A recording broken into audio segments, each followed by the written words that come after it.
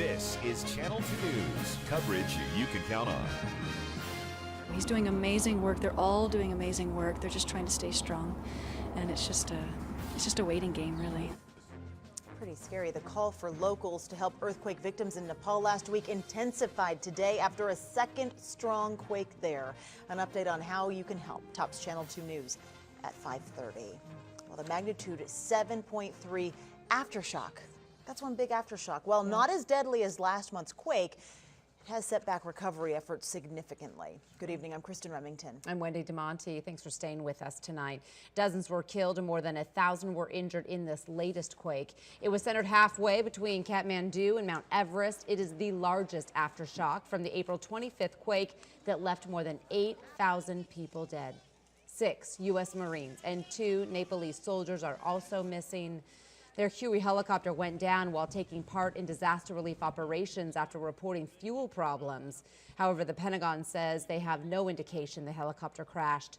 Meanwhile, many people are staying in the streets out of fear that their homes are no longer safe. And that includes a local man there organizing relief efforts. Aaron Breen joins us from the newsroom with more on where that campaign stands and how you may be able to help in a story you will see only on 2. Aaron. Well, Wendy, you will remember that a Minden businessman named Jim Rinaldi is there in Nepal with his nonprofit, which is called HimalayanAid.org. He has been doing some work there in the villages over the past 20 years, and last night's quake hit his operation pretty hard. The situation in Nepal is getting worse, not better. But Himalayan Aid is continuing to do what it can to help. And from the truckloads of rice to temporary shelter for those left homeless, it was working well for weeks. Even last Friday, founder Jim Rinaldi told us by Skype that aftershocks were a daily occurrence.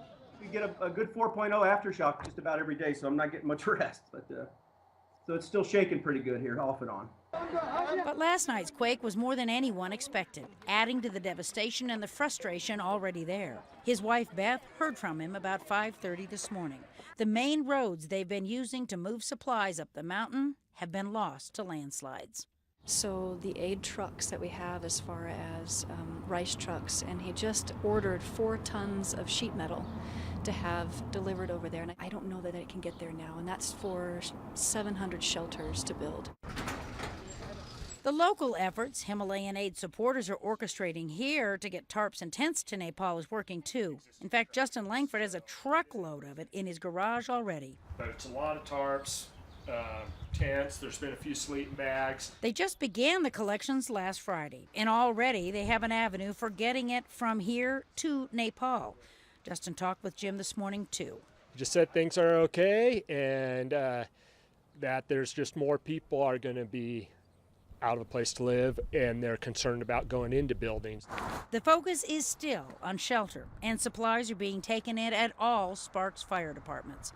But they also have a full list of other items they need, from sheet metal to tools to work with it. And cash donations are always a help.